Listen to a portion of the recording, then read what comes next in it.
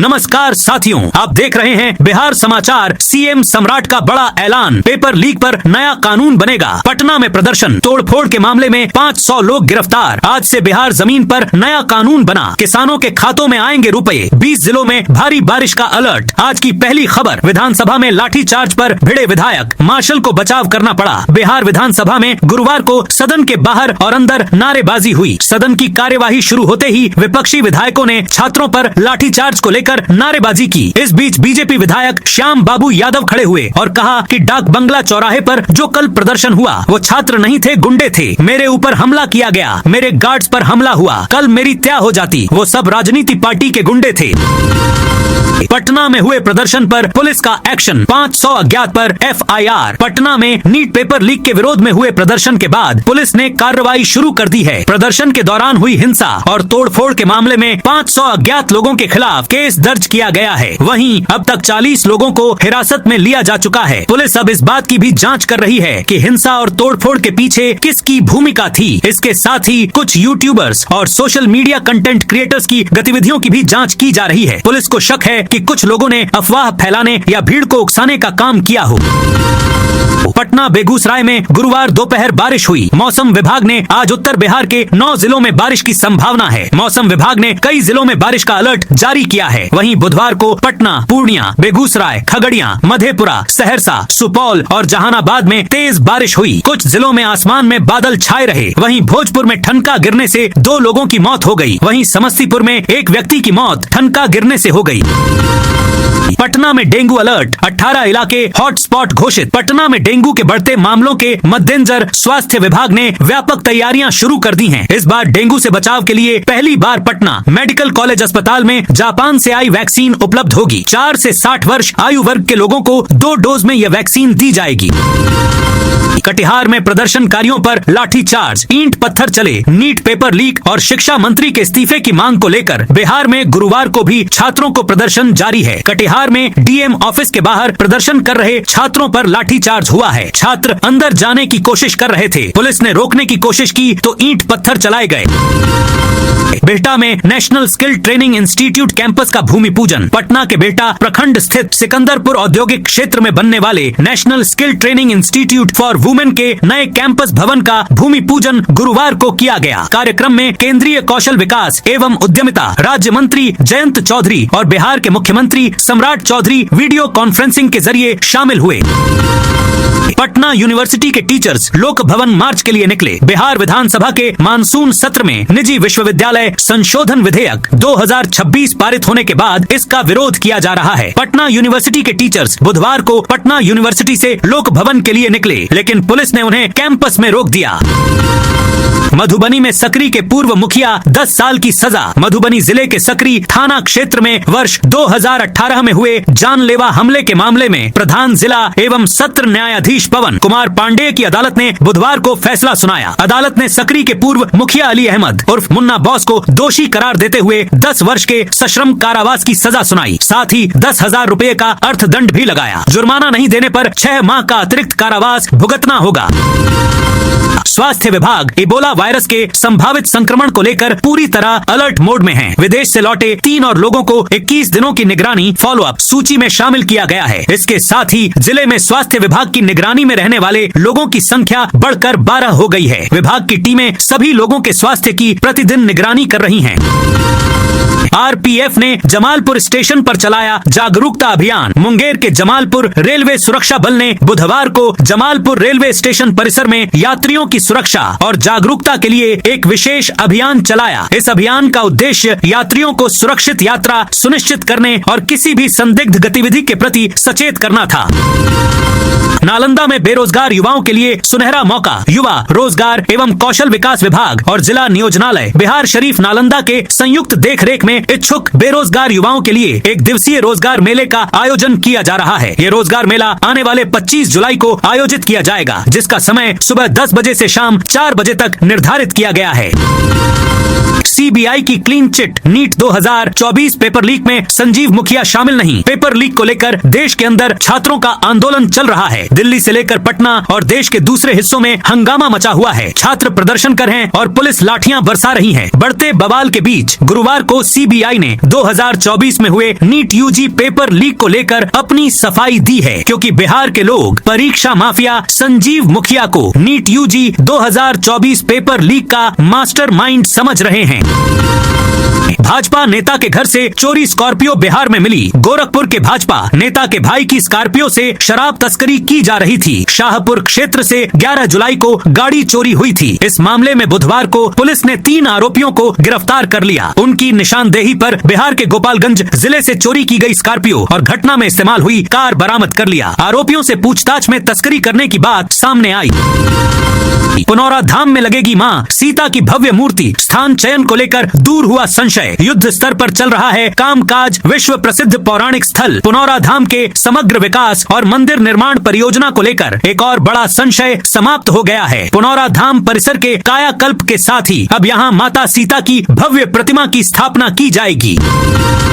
दिल्ली से आया मैसेज, रात में हिंसक आंदोलन की प्लानिंग। आजाद भारत में हम लोग गुलाम महसूस कर रहे हैं। मैं राष्ट्रपति द्रौपदी मुर्मू से कहना चाहता हूं कि तत्काल प्रधानमंत्री नरेंद्र मोदी और शिक्षा मंत्री धर्मेंद्र प्रधान को बर्खास्त किया जाए। नई सरकार का गठन करें। इसमें पूर्ण रूप से नौजवानों छात्रों की भागीदारी हो। ये डायलॉग पटना में प्रदर्शन कर रहे एक छात्र का है। पटना में छात्रों का प्रदर्शन कोई अचानक या कमजोर तैयारी वाला आंदोलन नहीं था। यह दिल्ली से जुड़ा था। इसकी प्लानिंग वहीं से की गई। मेट्रो का 681 मीटर में निर्माण कार्य पूरा। राजेंद्र नगर टर्मिनल से मोइनुल हक स्टेडियम तक अंडरग्राउंड टनल जुड़ गई। इसकी लंबाई 681 मीटर है। अब मल्लाही पकड़ी स्टेशन से राजेंद्र नगर को जोड़ा जा रहा है। इसे दिसंबर तक रैंप बनाकर जोड़ने का लक्ष्य रखा गया है। डीजल सीएनजी बसों का परिचालन बंद होगा। राजधानी पटना की सड़कों पर अगले साल मार्च तक डीजल और सीएनजी बसों का परिचालन पूरी तरह बंद हो जाएगा। इनकी जगह केवल ऐसी इलेक्ट्रिक बसें चलेंगी। परिवहन विभाग बेली रोड, दानापुर, पटना सिटी, फुलवारी एम्स, बिहटा, मनेर और दीघा समेत शहर के 20 प्रमुख मार्गों पर 200 नई इलेक्ट्रिक बसें उतारने जा रहा है। राजधानी पटना के ट्रैफिक का नक्शा अगले 2 साल में पूरी तरह बदलने वाला है। शहर के दक्षिणी हिस्से को जाम के झंझाल से बाहर निकालने के लिए केंद्र सरकार ने एक बड़े प्रोजेक्ट पर मुहर लगा दी है। दानापुर के शिवाला मोड़ से बेउर मोड़ तक 10 किलोमीटर लंबा नया ग्रीनफील्ड बाईपास बनेगा। ये 4 लेन सड़क न केवल शहर के भीतर की दूरी घटाएगी, बल्कि 5 लाख की आबादी को रोजाना के जाम से बड़ी राहत भी देगी। 132 साल पुराना जेल कानून खत्म। पैरोल पर छूटे बंदी को लगेगी ट्रैकिंग डिवाइस। बिहार विधानसभा के वर्तमान सत्र के तीसरे दिन मंगलवार को कुल 13 अहम विधेयकों पर मुहर लग गई है। इनमें सबसे खास फैसला 132 साल पुराने जेल कानून को पूरी तरह से खत्म करना है। अब राज्य में नया बिहार कारा एवं सुधारात्मक सेवा विधेयक 2026 लागू होगा। राज्य को सूखाग्रस्त घोषित करने पर हंगामा। मुख्यमंत्री सम्राट चौधरी ने कहा कि जहां सूखे के हालात होंगे वहां के किसानों को सिंचाई के लिए डीजल अनुदान मिलेगा। वे बुधवार को विधानसभा में इस मसले पर हुए शोर शराबे के दौरान बोल रहे थे। विपक्षी सदस्यों का कहना था कि राज्य में जरूरत के अनुसार बारिश नहीं हुई है। इसका सीधा असर खासकर धान की रोपणी पर पड़ा है। ज्यादातर जिलों में रोपणी नहीं हो पाई है। नवादा के रोह मार्केट में ई रिक्शा पलटा, यात्री घायल। नवादा जिले के रोह बाजार की जर्जर सड़क एक बार फिर सुर्खियों में है। वर्षों से बदहाल इस सड़क पर जल जमाव और कीचड़ के कारण लोगों को आवाजाही में भारी परेशानी का सामना करना पड़ रहा है। स्थानीय निवासियों का आरोप है कि करीब 10 वर्षों से सड़क की स्थिति में कोई सुधार नहीं हुआ है, जबकि जनप्रतिनिधि और प्रशासन लगातार विकास के दावे करते रहे हैं। शिवहर सदर अस्पताल में 5 बेड का आईसीयू शुरू। शिवहर के सरोजा सीताराम सदर अस्पताल में 5 बेड के अत्याधुनिक आईसीयू गहन चिकित्सा इकाई का बुधवार को विधिवत उद्घाटन किया गया। इसमें वेंटिलेटर की सुविधा भी उपलब्ध है, जिससे अब गंभीर मरीजों को बेहतर इलाज के लिए दूसरे जिलों में रेफर करने की आवश्यकता कम होगी। डीएम के औचक निरीक्षण में स्कूल व्यवस्थाओं में कमी। शिवहर में जिला पदाधिकारी ने बुधवार को आदर्श मध्य विद्यालय शिवहर का औचक निरीक्षण किया। इस दौरान उन्होंने विद्यालय में शिक्षा व्यवस्था को बेहतर बनाने और बच्चों के लिए स्वच्छ शैक्षणिक माहौल सुनिश्चित करने का निर्देश दिया। निरीक्षण में कार्यालय कक्ष, पुस्तकालय, कक्षाओं, शौचालयों और पूरे परिसर की व्यवस्थाओं का जायजा लिया गया। मिली कमियों को गंभीरता से लेते हुए डीएम ने जिला शिक्षा पदाधिकारी को तत्काल सुधार के सख्त निर्देश दिए। वैश्य महासभा के राष्ट्रीय राष्ट्रीय अध्यक्ष छात्र आंदोलन पर दिया बयान। बिहार सरकार के पूर्व उद्योग मंत्री और राष्ट्रीय वैश्य महासभा के राष्ट्रीय अध्यक्ष समीर महासेठ ने देश भर में चल रहे छात्र आंदोलनों पर केंद्र सरकार से संवेदनशील दृष्टिकोण अपनाने की अपील की है। उन्होंने कहा कि छात्रों की समस्याओं का समाधान बल प्रयोग से नहीं बल्कि संवाद के माध्यम से किया जाना चाहिए। मधुबनी में पत्रकारों से बातचीत करते हुए महासेठ ने इन आंदोलनों को आजादी के बाद पहली बार अंग्रेज शासनकाल जैसी स्थिति बताया। मुजफ्फरपुर में बदमाशों ने बाइक सवार युवक को मारी गोली। मुजफ्फरपुर में बदमाशों ने बाइक सवार युवक को गोली मार दी। फायरिंग की आवाज सुनकर आसपास के लोग मौके पर जुट गए। घायल को तुरंत श्री कृष्ण मेडिकल कॉलेज एवं अस्पताल में भर्ती कराया गया, जहां उसका इलाज जारी है। घटना जजुआर थाना क्षेत्र की है। छापेमारी के वक्त शराब डिलीवरी करने पहुंचा पिकअप ड्राइवर। समस्तीपुर में गुरुवार की सुबह उत्पाद पुलिस की छापेमारी में शराब तस्कर दिलीप राय के घर से 15 लाख की विदेशी शराब बियर बरामद हुई है। इसी दौरान डिलीवरी देने पिकअप ड्राइवर सुजीत कुमार पहुंच गया। पुलिस ने उसे गिरफ्तार कर लिया और पिकअप भी जब्त किया। बेगूसराय के रास्ते चलेगी एक और नई एक्सप्रेस ट्रेन। बेगूसराय और कोसी सीमांचल क्षेत्र से पटना जाने वाले रेल यात्रियों के लिए राहत की खबर है। कोसी एक्सप्रेस, राज्य रानी एक्सप्रेस और इंटरसिटी एक्सप्रेस में भीड़ को देखते हुए रेलवे ने दानापुर के लिए नई एक्सप्रेस ट्रेन चलाने की तैयारी की है। सीएम सम्राट चौधरी बोले, दोषियों को मिलेगी कड़ी सजा। नीट पेपर लीक और छात्रों के मुद्दे पर जारी सियासी घमासान के बीच मुख्यमंत्री सम्राट चौधरी ने बड़ा बयान दिया है। उन्होंने कहा कि युवाओं के सपनों और भविष्य के साथ किसी भी तरह का खिलवाड़ बर्दाश्त नहीं किया जाएगा। वहीं इस मुद्दे को लेकर गुरुवार को बिहार विधानमंडल के दोनों सदनों में भी जोरदार हंगामा देखने को मिला।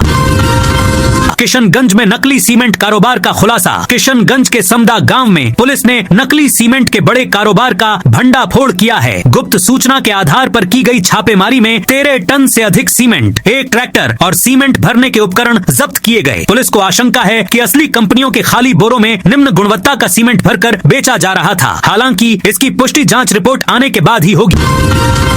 किशनगंज में साइबर ठगी के 18,000 रुपए मिले वापस। किशनगंज पुलिस ने साइबर ठगी के पीड़ित को बड़ी राहत दी है। पुलिस अधीक्षक के निर्देश पर साइबर पुलिस की त्वरित कार्रवाई से ठगी के शिकार व्यक्ति के खाते में 18,000 रुपए सफलता पूर्वक वापस करा दिए गए। बगलबाड़ी वार्ड संख्या 10 थाना एवं जिला किशनगंज निवासी विष्णु प्रसाद सिंह के बेटे सुभाष कुमार सिंह साइबर ठगी का शिकार हुए थे। उन्होंने तत्काल इसकी शिकायत दर्ज कराई।